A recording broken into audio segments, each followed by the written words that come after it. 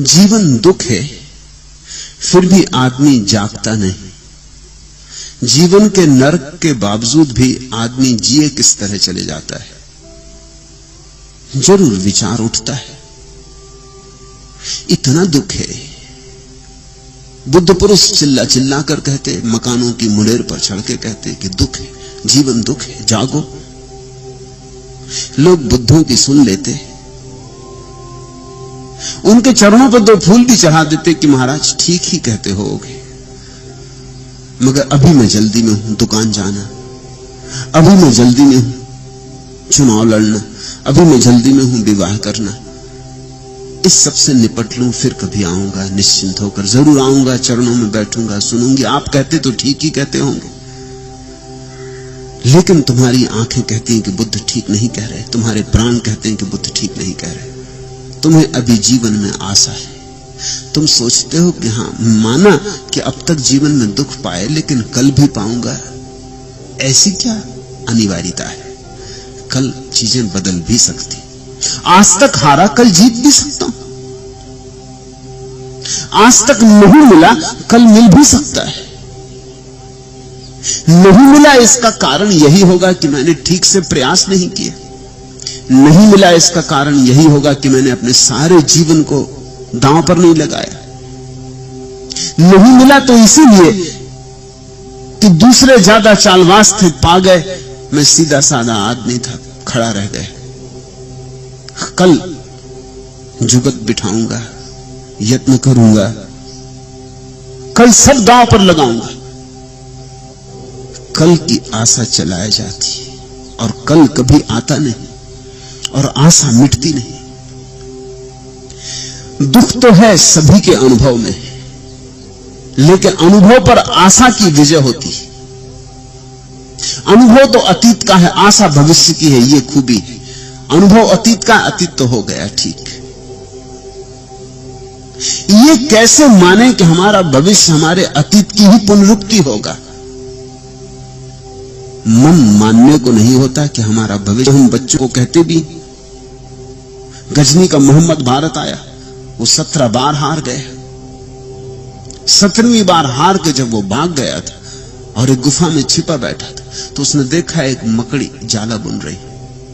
बैठा था, कुछ और काम भी ना था, तो देखता रहा। संयोग की बात की 17 बार धागा टूट गया और मकड़ी गिर गई, और 18वीं बार चढ़ी और धागा संभल गया और जाला बन गया। बैठे बैठे गजनी को लगा कि मैं भी 17 बार हारा, कौन जाने 18वीं बार जीत जाऊं।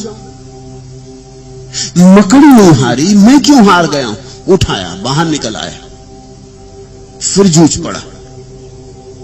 हम बच्चों को समझाते हैं कि 18वीं बार गजनी जीता तो घबराओ मत, उत्साह मत खो, लड़े जाओ।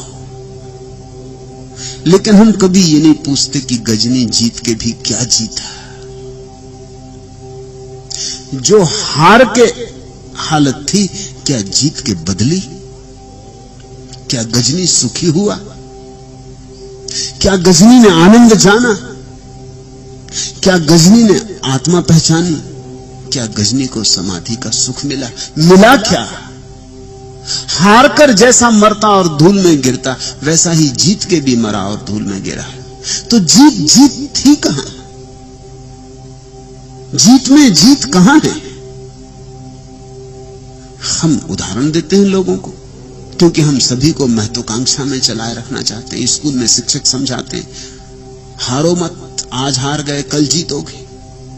मगर कोई ये नहीं पूछता कि जीत जो जाते हैं उनमें जीतता क्या है, हारों में और जीतों में भेद क्या है। दोनों एक से उदास और रिक्त और खाली, दोनों की भीतर की वीणा खंडित, दोनों के प्राण सूने, दोनों के प्राण में गंदगी। और अक्सर ऐसा हो जाता है कि जीते आदमी की हार हारे आदमी से ज्यादा होती। इसे थोड़ा समझना, क्योंकि हारे आदमी को अभी लगता है कि शायद जीत जाऊंगा, जीते आदमी को तो पक्का पता चल जाता है कि जीत के भी जीत होती नहीं। इसलिए तो बुद्ध और महावीर राजपुत्र महलों को छोड़कर,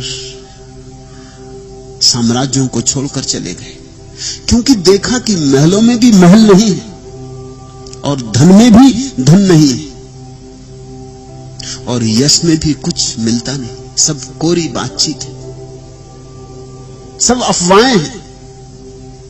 कितने लोग तुम्हें जानते हैं, इससे क्या होगा? 10 लोग जानते हैं, 10,000 लोग जानते हैं कि 10 लाख की 10 करोड़, इससे क्या होगा? तुम्हारे जीवन में इससे क्या रूपांतरण होगा?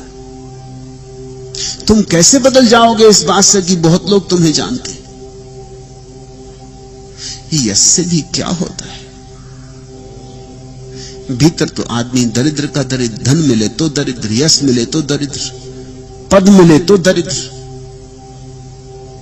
तुम जरा पद वालों की आंख में झांक के तो देखो, तुम जरा धनी की आत्मा को टटोल के तो देखो,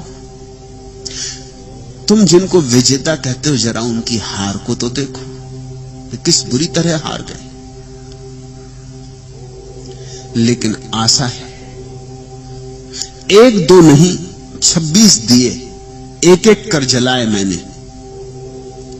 एक दिया नाम का आजादी के, उसने जलते हुए ओंठों से कहा, चाहे जिस मुल्क से गेहूं मांगो, हाथ फैलाने की आजादी।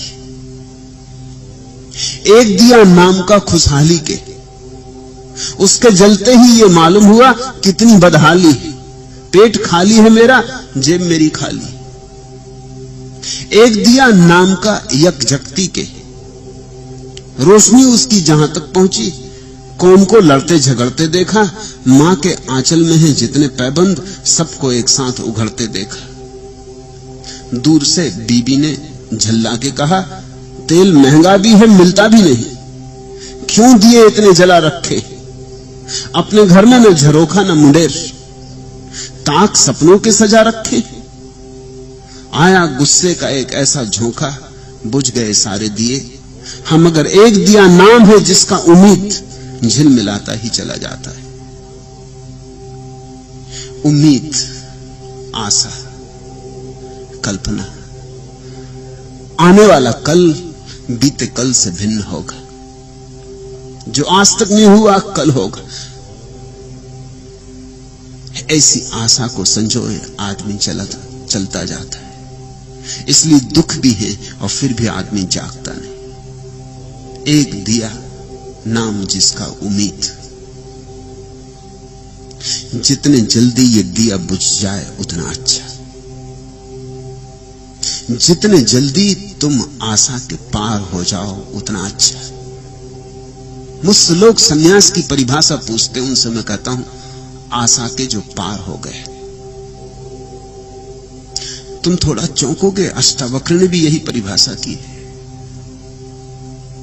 कहा है ज्ञानी वही जो निराशा से भर गया। निराशा, हम तो इस शब्द से ही डरते, ये शब्द ही हमें घबराता। निराशा, ये शब्द बड़ा बहुमूल्य है।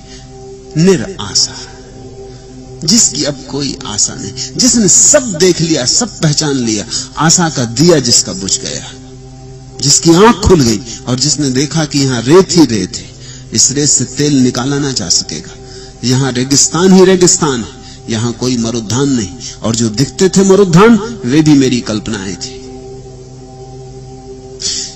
जो ऐसा आशा के पार हो गया, तुम जिसको निराशा कहते हो वही मेरी निराशा नहीं, वही अष्टावक्र की निराशा नहीं। फर्क समझ लेना, तुम्हारा भाषा कोश और अष्टावक्र का भाषा कोश निश्चित ही अलग होने वाला है। तुम निराशा कब कहते हो? जब तुम्हारी कोई आशा टूटती तब निराशा कहते हो। अष्टावक्र कहते हैं जब सब आशाओं से मुक्ति हो गई तब निराशा। एक आशा टूटी तुम दूसरी बना लेते हो। इस स्त्री से नहीं मिल सका सुख, तुम तत्क्षण दूसरी स्त्री की तलाश में लग गए। इस धंधे से नहीं मिला लाभ, तुम दूसरा धंधा खोजने लगे। इस गांव में नहीं मिला सुख, तुम दूसरे गांव की तरफ चले। आशा एक तरफ टूटती है, तुम तत्क्षण दूसरी तरफ सजा लेते। दिया बुझ नहीं पाता कि तुम दूसरा दिया जला लेते। एक दिया जिसका नाम उम्मीद, अष्टावक्र कहते हैं उस स्थिति को निराशा जब तुम्हें यह दिखाई पड़ गया कि आशा मात्र व्यर्थ है, आशा मात्र, यह आशा वह आशा नहीं, आशा मात्र दुराशा है, दुष्पूर है, कभी घटती नहीं, सिर्फ भरमाती। उस क्षण में क्रांति हो जाती, उस क्षण में तुम्हारे जीवन में एक नई किरण उतरती, वही संन्यास है। संसार के पार से कुछ आया, संसार यानी आशा का फैलाव, संन्यास यानी संसार के आशा के फैलाव में कुछ उतरा पार से, तुम्हें दिखाई पड़ने लगा, तुम्हें चीजें जैसी हैं वैसी समझ में आने लगी। और यह मत समझ लेना कि जिसको अष्टावक्र निराशा कहते हैं वैसा आदमी निराश होकर बैठ जाता है। जिसकी आशा ही नहीं रही उसकी निराशा भी क्या रहेगी, वो दोनों से मुक्त हो गया, उदास नहीं हो जाता। अब उदासी का कोई कारण ही नहीं रहा, यहां कोई चीज फलती ही नहीं, फूलती ही नहीं, उदास क्या होना, यहां अपेक्षा करनी ही व्यर्थ है, तो अपेक्षा के टूटने का कारण भी समाप्त हो गया। ऐसा आदमी न दुखी होता न सुखी, ऐसा आदमी शांत हो जाता है, ऐसे आदमी के जीवन में शांति का रस बहता है। उस शांति के रस का ही नाम आनंद है। तुम आनंद से अक्सर सुख समझ लेते हो, वह तुम्हारी भूल है। तुम आनंद में अक्सर सुख आरोपित कर लेते हो, वह भी तुम्हारी आशा है। एक दिया जिसका नाम उम्मीद। आनंद का अर्थ होता है शांति, परम शांति। न दुख रहा न सुख रहा, सब तरंगें सुख दुख की समाप्त हो गई, निस्तरंग हो गई चेतना। पूछा तुमने जीवन दुख है? तुम्हें नहीं दिखाई पड़ा है ऐसा अभी। ऐसा तुमने सुना बुद्धों को कहते कि जीवन दुख है। ये तुम्हारी अपनी प्रतीति नहीं, अपना साक्षात्कार नहीं, ये काम नहीं आएगा। ये उधार वचन तुम्हारी छाती में कांटा सा चुभेगा, फूल नहीं बनेगा। उधार वचन कांटे बन जाते, छाती में चुभते हैं, चुभाते हैं, घाव बनाते, लेकिन उनसे जीवन में आनंद की वर्षा नहीं होती। तुमने जाना जीवन दुख है कि तुमने सुना बुद्धों को कहते, कि तुमने मान लिया कि बुद्ध कहते तो ठीक ही कहते होंगे, क्यों कहेंगे गलत, जानकर कहा तो ठीक ही कहते होंगे। ये ऐसे ही है जैसे किसी ने मान लिया कि आग जलाती है क्योंकि और लोग कहते हैं कि आग जलाती। दूसरों का कहा हुआ कि आग जलाती है और अपना जाना हुआ कि आग जलाती, इसमें तुम्हें भेद दिखता है या नहीं? अपना जाना हुआ क्रांति कर देता है। तब आदमी कहते हैं दूध का जला छाछ भी फूंक फूंक के पीने लगता है। खुद जला हो। तुमने जाना कि जीवन दुख है, ये तुम्हारी पहचान, ये तुम्हारी प्रतिविज्ञा, ये तुम्हारी अनुभव संपदा। अगर तुमने जाना तो आशा गई। फिर तुम ये ना पूछोगे कि आदमी फिर क्यों चला जाता है, और आदमी की क्या पूछते हो? आदमी यानी कौन? अपनी पूछो। किस आदमी की पूछ रहे हो? दूसरों की? ये भ्रांति भी छोड़ो, दूसरों के लिए प्रश्न मत पूछो। दूसरों की दूसरे जाने। तुम्हारी चिंता इतनी ही बहुत कि तुम अपने प्रश्न हल कर लो, अपनी समस्याएं हल कर लो, दूसरों की कहां हल करने बैठोगे? तुम रुको, आदमी को चलने दो। यह आदमी कौन? इसका ना तो नाम, ना पता, ना ठिकाना, ये तो सिर्फ एक शब्द है आदमी। तुम्हें आदमी कभी मिला? नहीं, आदमी तुम्हें कभी नहीं मिला। आदमी मिलते हैं, आदमी कभी नहीं मिलता। राम मिलते हैं, कृष्ण मिलते हैं, बुद्ध मिलते हैं, हजार तरह के आदमी मिलते हैं, मगर आदमी कभी नहीं मिलता। आदमी तो केवल एक शब्द है, संज्ञा मात्र। यह आदमी तो चलता रहेगा जिसकी तुम बात कर रहे हो। जो जाग जाएंगे वे चुपचाप इस व्यर्थ के पागलपन से हट जाएंगे। जो जाग गए वे किनारे उतर गए, उन्होंने पगडंडियां पकड़ ली और प्रभु तक पहुंच गए। जो सोए हैं वो इस राजपथ पर, अंधेरे राजपथ पर भीड़ के साथ भेड़ों की भांति चलते रहेंगे। तुम इनकी चिंता मत करो, और तुम चाहो भी तो भी इन्हें इनके मार्ग से हटा नहीं सकते, और तुम्हें हक भी नहीं। अगर इन्होंने यही तय किया है कि यही इनका जीवन है, तो ये हकदार हैं कि ये इसी को जीवन माने और इसी भांति चले। तुम हट जाओ, शायद तुम्हें हटते देखकर किसी सोए की नींद टूटे, शायद तुम्हें हटते देखकर, तुम्हारे जीवन में खिलते फूल देखकर किसी के नासापुटों में सुगंध भर जाए और कोई खिंचा चला आए, वह बात दूसरी, मगर तुम दूसरे को हटाने की चेष्टा मत करना। अक्सर ऐसी शुभ चेष्टाओं का ही बड़ा दुष्परिणाम हुआ है। तुम जबरदस्ती लोगों को खींच लेते हो धर्म की तरफ, वो भागते संसार की तरफ, तुम खींचते धर्म की तरफ। इससे संसार के प्रति उनका विराग पैदा नहीं होता, सिर्फ तुम्हारे धर्म के प्रति खींच पैदा होती। बाप जबरदस्ती बेटे को मंदिर ले जा रहा है, अभी बेटा बाजार भी नहीं पहुंचा, बाजार का दुख भी नहीं झेला और तुम मंदिर ले चले। अभी बेटा बीमार भी नहीं हुआ और तुम चिकित्सक के घर तक ले चले। दवा इसको जचेगी, रुचेगी? तुमने उपचार शुरू कर दिया। धर्म तो उपचार है। जब संसार व्यर्थ दिखाई पड़ता है तब धर्म में सार्थकता दिखाई पड़ती। अब छोटा सा बच्चा घर में पैदा हुआ, तुम चले मंदिर, मस्जिद, गिरजा लेकर बपतिस्मा करवा लाएं, कि जनेऊ पहना दें, कि क्या न करवा दें, कि राम नाम इसके कान में डलवा दें, कि कान फुकवा दें। हजार तरह की मूर्ताएं। तुम सिर्फ इस बच्चे को सदा के लिए धर्म से तोड़े दे रहे हो। मेरे पास न मालूम कितने लोगों ने आके ये कहा है, ईसाइयों ने मुझसे आके कहा है कि चर्च ने हमारे मन में ईसा के प्रति नफरत भर दी। क्यों? क्योंकि बचपन से जबरदस्ती थोपा गया, आग्रहपूर्वक थोपा गया।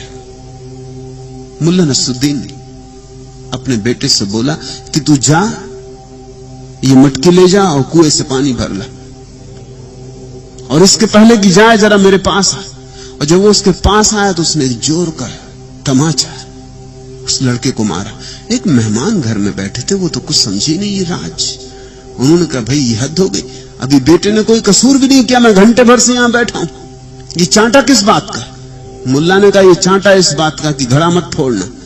मगर उसने कभी घड़ा इसने फोड़ा नहीं। मुल्ला ने कहा फिर फोड़ ही दे, फिर फायदा क्या?